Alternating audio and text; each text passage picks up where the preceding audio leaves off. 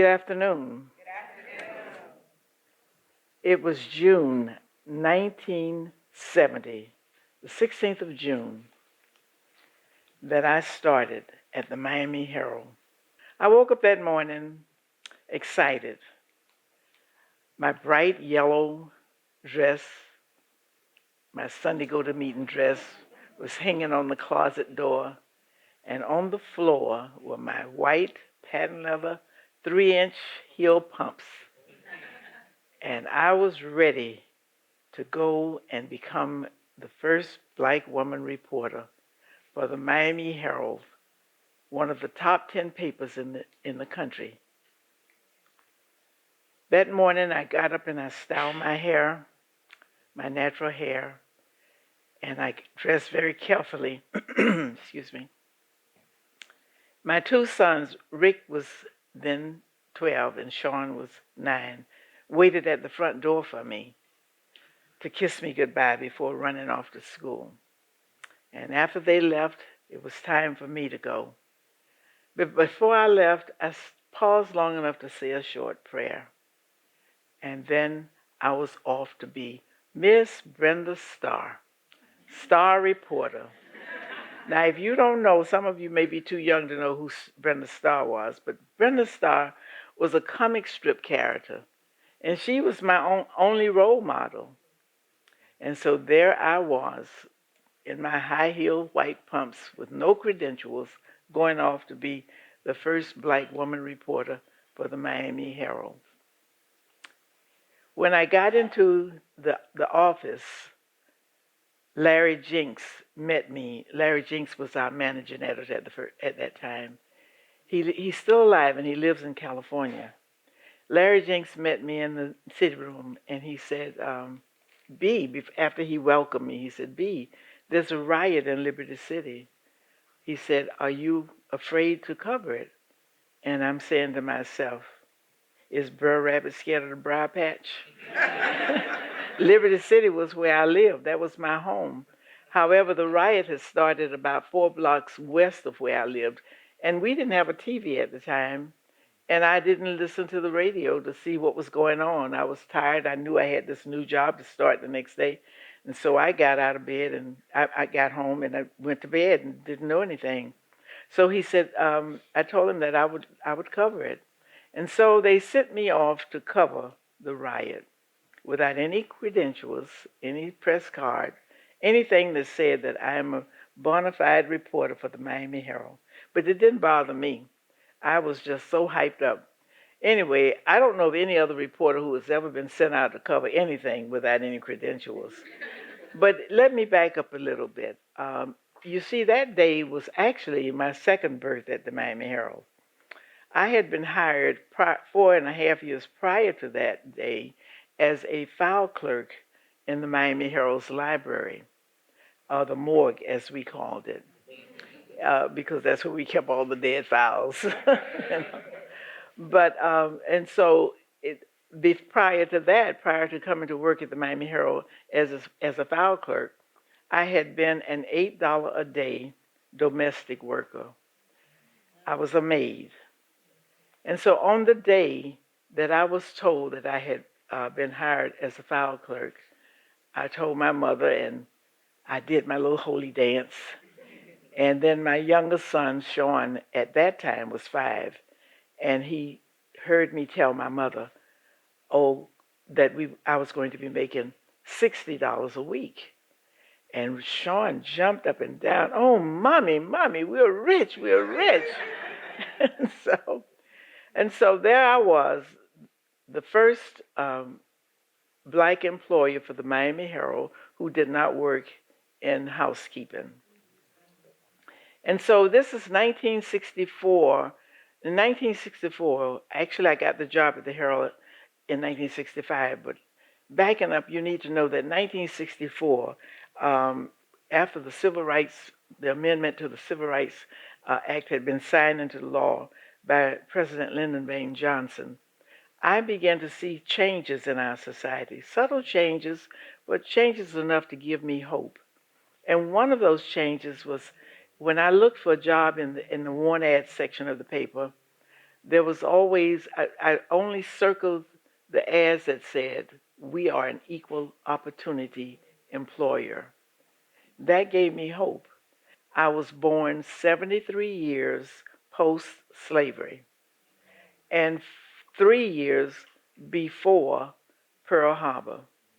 So I had gone through a lot. I knew a lot. I lived a lot.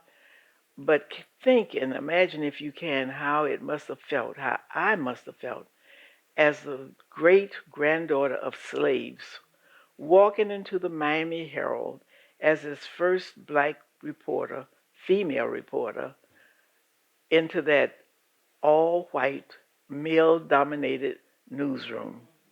To say that I was baptized in fire is saying, that's a small saying.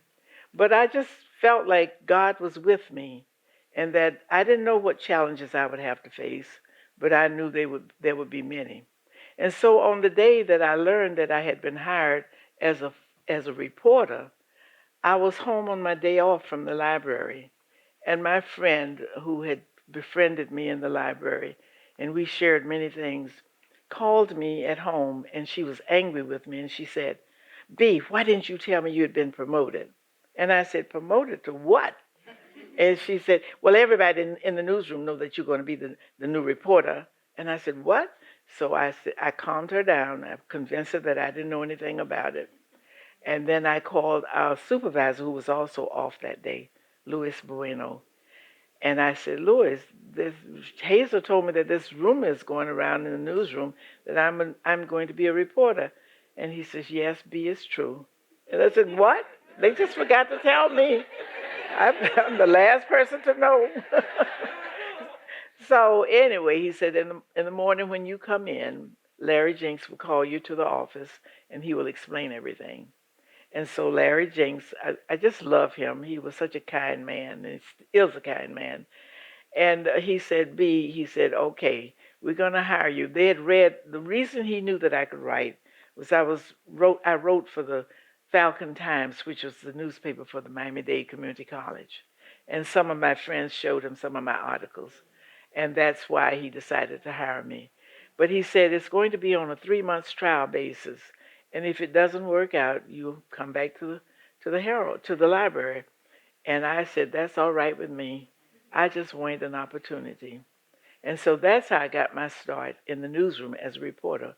But on the day that I decided to leave my maid's job, on the day that I gave a 2 weeks notice to the woman that I worked for, she said to me, after she couldn't convince me, this is a woman who unashamedly taught her children when they reached a certain age that it was all right to call the black help the N word. And so when I told her that I was going to leave after she couldn't convince me to stay, she said, "Well, you know, as soon as President Johnson is no longer in the chair, things are going to go back to the way they used to be." And I said, "That could very well be true. But here is one who will be able to say that when the door of opportunity opened, I walked through." And so that's when I left.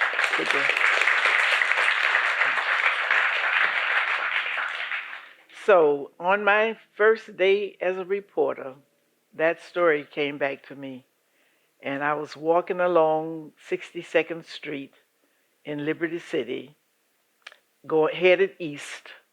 The riot was behind me, but the police were asking people to stay off the street. And here I was in my yellow Sunday go-to-meeting dress, with my high-heel shoes, looking like a Sunday school teacher. Nobody was going to believe I was a reporter. In fact, they didn't even know if there were any black reporters in town for the white paper. And so I decided that I would write Larry Jenks's name and phone number on pieces of paper, and I would pass them out to the police officers that I encountered. I don't know if any of them ever called him, but anyway, as I walked along the street, I passed a pool hall, and in the doorway stood two men. One was sitting on a crate, actually, and the other one was standing. And as I passed by, I heard one say, "Man, this riot is hurting my business." And I'm thinking, okay, this could be a story. So I backed up and I said, "Excuse me, sir." And I said, "I'm a Miami Herald reporter, and I'm covering the riot. And will you tell me, how is this riot hurting your business? And he said, my name is Iceberg Slim, and I'm a hustler. And he had women on the street.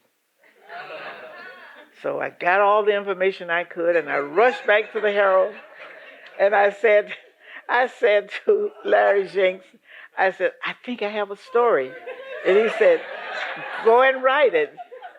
And he pointed me to a desk with an old Royal typewriter. We didn't even have electric typewriters then. And at a desk sitting next to one of my mentors, the great late Nixon Smiley. And I banged that story out. I didn't even know what the deadline was, but I just banged it out. It wasn't that long, but it seemed long to me because it was my first story. And sure enough, they ran it on the front page the next day. Thank you. And the headline said, Iceberg Slim's business melts. And so I did well as long as the riot was going on. In the post-riot meetings, I had stories every day. But then after everything cooled down, the editors on the desk didn't know what to do with this black lady. Here I was 32 when I got my job as a cub reporter, older than most cub reporters. Not only that, I was a woman, and I was black, and I was green. And so they really didn't know what to do with me. So anyway, they would send me out on stories, nonsensical stories that didn't even exist. And one of them was, one day they sent me to the county dump. And I was driving along. I didn't know it was the county dump. I just went to the address. And when I got to the address, it was the dump. The only other place that it could be, there was no sign saying 147 Northwest 47th Avenue. It was just, you just knew it was the dump. So I'm driving a big Biscayne model Chevrolet. If some of you know about that car, it's huge. But it didn't have any air conditioning. And I'm wearing Polly and her sister Esther. It was so hot. So I drive up that mound of dirt, and then I'm thinking, Lord, please don't let me sink, because they'll never find me. Buzzers are flying overhead, and so I go up as far as I could, and then I made a U-turn, and I drove back out. And I have to admit, I was really angry with them, because I'm a mother with 2 children. I got a mortgage to pay and food to put on the table, and I didn't need people playing with me. And so, but by the time I got in my car and I started singing a good gospel song, I calmed down. And then I decided that I could do one of 2 things. I could walk into that office as the angry black woman and cuss everybody out who did this to me, or I could go in with my head held high and with a smile and say it and pretend that somebody made a mistake on the assignment. I chose the latter. I said to them, oh, somebody made a mistake on this assignment. Did you know that's the county dump? Nobody looked at me. And after a while, one of them said, okay, B, we'll give you something later on, something else. And as I walked away from that city desk back to my desk, I smiled. And I thought, that was one battle, and I won. And you know how I won that battle? I won that battle with prayer. That was my weapon. I had won. I was the winner. They didn't defeat me. And so prayer also helped me to have the gumption and the initiative to even go to talk to Steve Rogers, who was the city editor at the time. And I told him that they were playing with me and that they were making, they thought I couldn't do the work. And so they gave me crazy assignments that didn't equal to 0. And so he said, and I said, I'm a widow, and I pull a widow card then. I have 2 children, and I need this job. And more than that, I really like what I do. And so he said, B, what do you want to do? What do you want to do? What do you want to write about? I said, first of all, this paper has never done a decent job of covering the black community. I said, let me do it. And so he said, okay, show me what you have. And I walked the streets, ladies and gentlemen, knocking on doors, because first of all, one of the stories I wanted to do was to tell, to erase that awful myth that they had about black welfare mothers wasting the money. And I found a welfare mother with 5 children who let me follow her around, go grocery shopping with her, and I wrote the story. They ran it on page 1A, and they just had my fingers, my hand.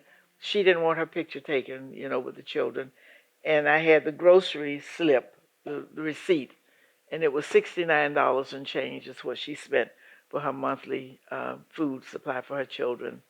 And after that, I wrote stories about Goodbread Alley and Overtown and the Strip, as we called it. It was our Broadway in Overtown. And the more I told our stories, the more I stopped being angry about the way people looked at us, because now I'm educating them. I'm giving them the real black story that they had never heard. And so those are the things that kept me going and helped me to become an overcomer in the newsroom when things were really, really tight for me, when I didn't know what else to do. And I would just get in my car and go to Liberty City or go to Overtown, and I would ride around, and I would eventually, somehow, I would find a story, and I would come back and I would write and tell that story. And my name became very popular in the community because of that. Black people were so proud to see our stories being told truthfully in the paper. And white people would come up to me and tell me how much they enjoyed and how much they learned. And so that was, to me, that was God's moving in my life, to be an instrument of peace. That's what I wanted to be, an instrument of peace. I wanted us to be that kind of community. And so, ladies and gentlemen, that is how I became an overcomer. How I got over, how I got over. My soul looks back and wonder how I got over. Thank you.